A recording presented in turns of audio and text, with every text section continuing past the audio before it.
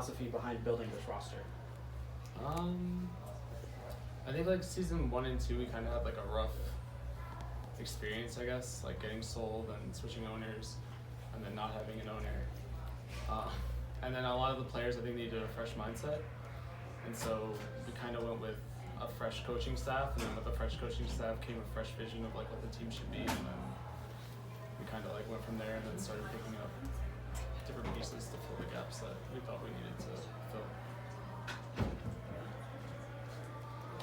Harrison Brown from Total Sports Lives. What are just some initial positives from this weekend that you can take going forward to Washington next weekend? I mean, I think the experience, right? Because we didn't really know what travel was. I think going from Houston to East Coast, which was a bigger shift than I think we were like ready for. A lot of us got sick this weekend, which is kind of unfortunate. But I think next week we'll be a lot more cautious and a lot more ready. And then also, like, I think the practice situation is a lot different than at home. Like, knowing what that kind of feels like is something that's, I mean, it's experience at the end of the day. I mean, losing sucks, but there were definitely lessons learned, and I think that'll help us next week. Jonathan Fitton, Watch Point Love. Do you feel like moving forward now that you're better, you've had that experience, once you think you're going to be better prepared for it going forward with the travel and the illness and everything, getting practice time in? Yeah, I mean, it was a wake-up call, right? We went into this weekend pretty, like, confident, I would say, and we're leaving here pretty unconfident. So at least, like, this week we'll have a better grasp of, like, where everyone else stands. Obviously, we haven't been scrimming the teams we played this week. We've been scrimming other teams, and, like, it's been going fine, but I think everyone being on top of their health is obviously going to be, like, number one priority for next weekend. London Bishop, the Game House. Can you speak to as what exactly the health situation is on the Outlaws? There's a lot of information going around about players being sick. How much of that can you talk about? I mean, it's not like a secret. I mean, if you go talk to any of them, they'll start coughing on you. But no, I mean, a few of them are like visibly, like you can look at them. Jackson woke up this morning, he had night sweats and he was sweating on his way to the office, which was really unfortunate. And the coaches, some of them were in the same position. I mean, I think Moon was pretty healthy. Hydration's been pretty healthy, but hydration, even sore throat. A lot of players are kind of like developing flu-like symptoms if they haven't already. But I think Jexa this morning was probably the worst. But throughout the week, it's been like pretty raucous. It's just like it's like a never-ending stream of someone else transmitting. But I guess at the end of the day, you can only get sick once. at least from the same disease. How has illness sort of impacted your guys' practice schedule and or strategy going into matches? I mean, sickness hurts momentum. Sickness hurts mentality.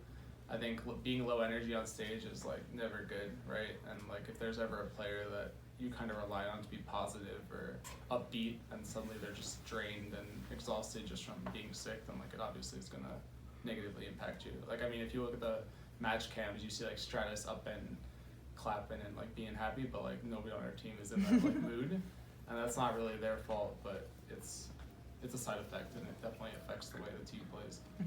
So how do you think you, the coaching staff, and the players are all going to come together to kind of like bounce back from this loss? Well, there's a lot of good film, I think, right? Like there's a lot of good things to take away. Like you see the loss, you know what you did wrong. You can watch the VODs over and over and say like, why did we do this or why didn't we do that?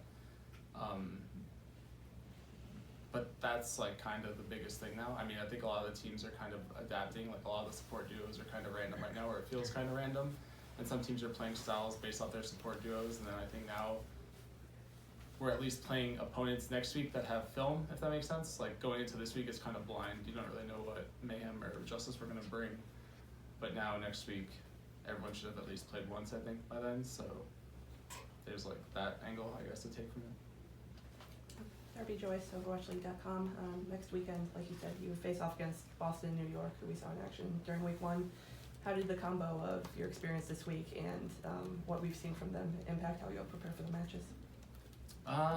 We take it 1 week at a time, so not terribly too much. I think we had strats going into this week, and then we'll have strats going into next week. And I think we'll have maybe whatever we thought we were going to do next week isn't what we're going to do next week, just based off how this week went. Whether that's player, personnel, or just overall strategy and hero composition.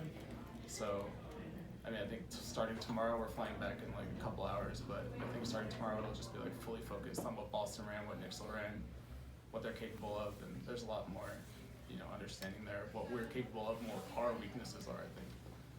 Jessica Sharnagle, win.gg. What city are you guys most excited to visit besides your home city? Probably just Paris. It's like the only time we're going out of the country, so probably that one. I'd say Paris too. Definitely, Europe's fun.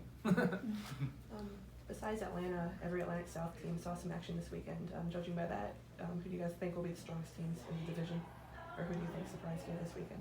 Florida definitely surprised us this weekend. I think this match that's about to happen is going to be like a lot closer than people think. I think we underperformed today. I think we grossly underperformed yesterday, but I think yesterday felt a lot more obvious that we were underperforming. Today, I think we just kind of fell short. But I think Florida kind of overperformed our expectations. I think Philly's strong, obviously. I don't know how this, I actually have no idea how this next match is going to play out. I think that'll be a better, it'll give us all a better understanding. I think Atlanta's slated to be really good, but until they show it on stage, it's kind of hard to say. But I think that the winner or the strongest team will be whoever wins this next match, at least for the week. Thank you.